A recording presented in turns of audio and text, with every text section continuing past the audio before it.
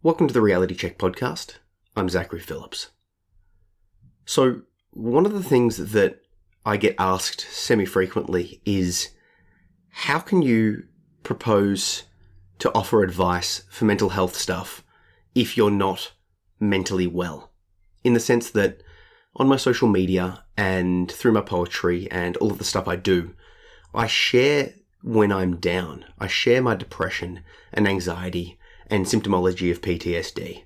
I share the impact that it has on my life and sort of present a realistic view of mental health. But then I also suggest things that will significantly improve functioning and functionality, or at least things that work for me. But the question I get asked is, well, unless you're in a perfect mental state, how can you suggest advice? And my response to this is, and this is sort of why I'm sharing this podcast, is that the reality of life and the reality of mental health is that you fluctuate, you go up and down. And to assume that someone is always going to be in a perfect mental state is completely unrealistic. Just have a think about it for a second. Like there's all of these people online, they could be meditation coaches or instructors or life coaches or sort of online personalities. And they put out this front that it's like, do this and you will be fine. Or look at me, I'm always perfect. And I've sort of got it figured out. I've sorted it out and now I'm in the best mental state ever. And if you do what I do, if you buy my products, if you subscribe to my, channel, whatever, you can also be perfect forever. Obviously, I'm oversimplifying things, but that's the view that they project. And before I started this channel, I realized that I had a couple of options. I could only post content and only put forward the positivity and sort of, replicate that sort of stuff. But instantly I dismissed it because it's completely dishonest. Because the thing is, if you follow their advice and you start falling and your mental state drops, their advice is no longer applicable to you. You can no longer connect to them in a real sense because it's like, well, okay, they're perfect. They don't feel any sort of pain. They never suffer with depression. I must be doing something wrong, or I'm separate, or I'm alone. And if there's a community that's built up around them, the people in that community that stay there will mirror and parrot the leader, the person that they're following, right? And that just to me seems unhealthy and unrealistic.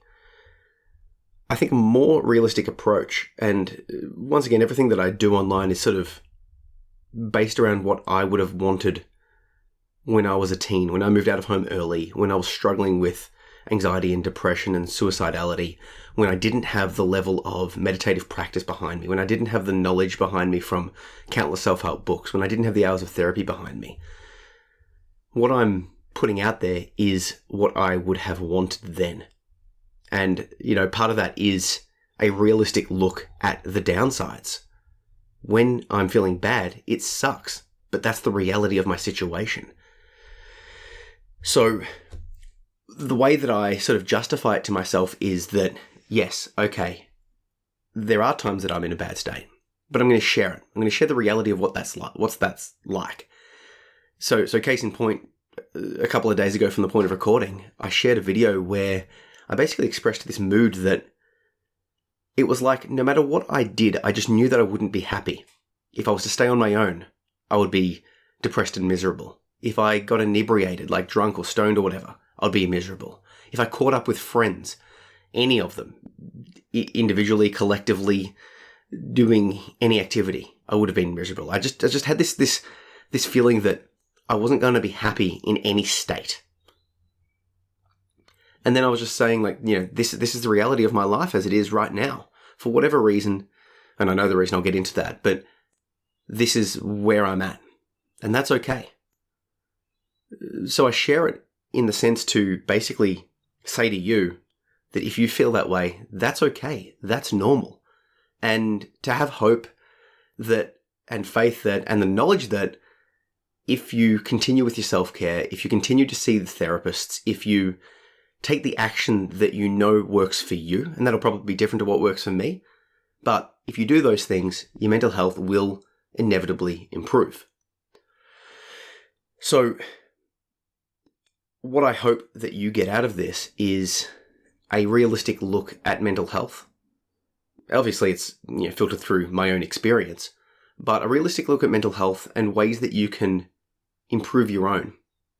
Now, some of the things that I do won't be for you, but what I suggest is that you try a bunch of stuff, and whatever works, you keep going. And then you'll eventually work yourself out to know that, okay, in general, if I do the following things, I will feel better. So for me, those following things would be meditation, exercise, certain forms of socialization, saying no to certain things, saying yes to other certain things. There's actions that I can take, writing therapy, that over the long term, in terms of if you looked at my mental state as a trend line, it's pulled me up and out of the depths of despair and into a state where I'm comparatively and relatively high functioning.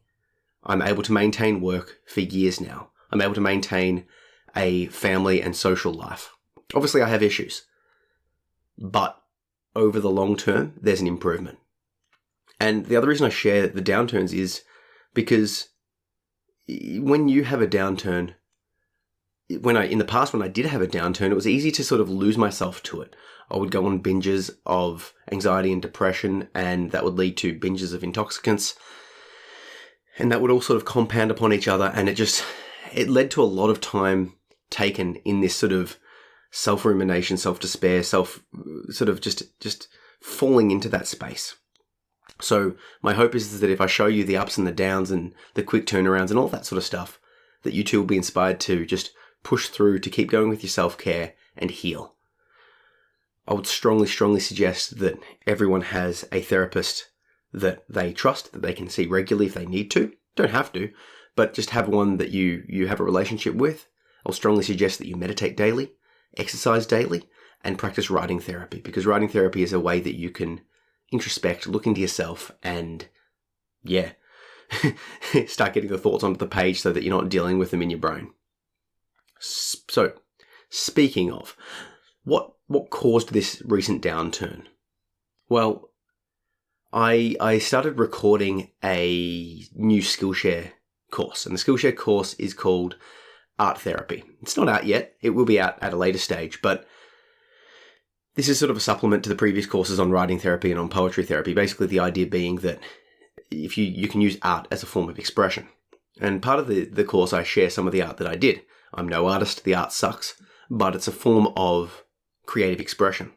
But unfortunately, the act of reviewing and looking over that art and contemplating it put me back into that mindset a little bit. And from that mindset caused me to remember past issues. And those past issues pulled and pushed me into a certain mental state that made a new poem come. And this poem that's coming, I'm in the process of writing it. I'm not yet finished with it, but it's basically me processing further some of the trauma of my past. I had a realization that I could, theoretically, as an adult, find the people who hurt me, who did terrible things, and seek vengeance. And the poem is an expression of those feelings. And as you can imagine, it's quite hard to work through and to process and to sort of go down that dark path in the mind. Because I know that the better approach would be to acknowledge and accept it and to start working through it and letting go it. But part of that working through and accepting and acknowledging is to just feel it. I have a lot of resentment and anger, hatred to these people. So theoretically, there's options. Not that I ever would, of course, because to do so would cause a significant disruption. To do so would be immoral. To do so would put me into the same creature that they are. But my brain went there. And as you can probably tell, it's still recovering from it. But I know that the act of writing the poetry, I've had two sessions on this poem, and I'm going to go again. And I think after another session, it'll be complete, and I'll post it and share it. But I know that the process is quite challenging. But once it's created, once I've written it, there will be a release. because that release happens all the time. I'm looking at on my desk here, my book, Words on a Page, Killing My Inner Demons Through Poetry. And that poetry book is basically an expression of similar such feelings and thoughts. And every single poem in there was very challenging to write, very challenging to express. But once it was out, once it was done, once it was created, my God, was the feeling good. So obviously I'll share and post on my social when that poem's out and when the art course is out and all of that sort of stuff. But the reason I'm sharing all of this is to share it, to let you know it's okay that your mental health goes up and down. It doesn't mean that you can't share what works. I mean, if I was sharing advice of what quote unquote what works, and I didn't do it myself, or it wasn't producing long-term improvements, that would just be silly. But the real world look is that good things happen, bad things happen, mental health goes up and down, but there are things you can do to positively impact it, to push it in the right direction. The final thing I want to suggest or talk about is the dual benefit of active listening and honest and open expression. So I'm of a firm belief that, and this is why I share my work, that when you honestly and openly express yourself as true to your core self as possible, not only are you creating beautiful art, and by beautiful I don't mean like aesthetically pleasing, I mean raw, to the core, expressive feelings, right? You're creating art that means something. Not only are you creating that art, but you're also sharing a real look at a real life human. There's a lot of positional playing. There's a lot of sort of putting on a front. There's a lot of just sort of faking it till you make it, both in person, but particularly online. And it's just disingenuous. You know, when you watch like a reality TV show and everyone's with this like, outlandish personalities and they're super bubbly and they're just sort of like, it's like, this is a parody of reality. It's not real. When you develop a practice of speaking openly and honestly, you're starting to cut through all that noise and saying like, hey, this is the reality. When someone asks how you're feeling, if it's not just like a casual, flippant thing of just a checkout person, but if it's someone's like, how are you feeling? And you're like, well, I'm feeling this way. And you don't sugarcoat it. It's just like, this is what's happening in my life. This is reality. You're helping to build real human connection, because if everyone puts on this facade, then everyone's living in a fantasy world. And then I suppose the flip side of this is the active listening. I fear that a lot of people wait for their turn to talk. They don't listen, but they have a conversation with someone, not listening, just waiting until it's their turn to talk on that topic. And then the person they're talking to isn't really listening either. It's just this sort of duality of people just waiting to talk. And by the end of it, you've expressed everything, but you haven't been heard. I'm really trying to, when I'm with people, just let them express themselves and give them the space to do so. Obviously, I will respond and engage and do all that good stuff. But what I mean more is that if every time you're talking, you're not learning. Every time you're talking, other people aren't able to express themselves. And obviously, like a conversation is a backwards, a back and forth and all that sort of stuff. But I'm sort of trying to, like, in real time, highlight when I'm talking to satiate my own ego, when I'm talking because the conversation would be enhanced by my talking. There's a couple of friends that I've had, long-term friends, that we get into these deep conversations where one of us might be talking for 5-10 minutes with the other person just nodding or making those sort of like, good, yep, those sort of comments. Active listening and then, deconstructing it and talking about it back. But one person might be talking for quite some time. And by the end of it, you find a couple of things happened.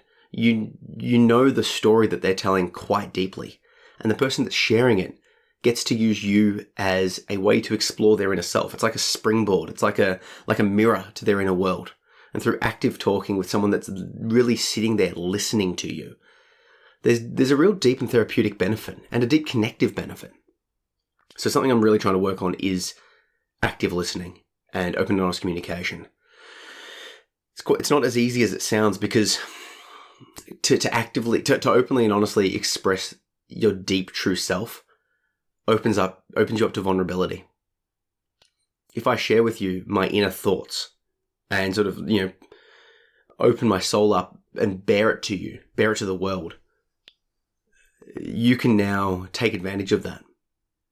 I continue to do it online as an example, but part of me worries what I'm sort of setting up, in the sense that I am putting myself out there. I am saying to the world, it's like, hey, this is me. This is my darkness. This is my fear. This is my soul.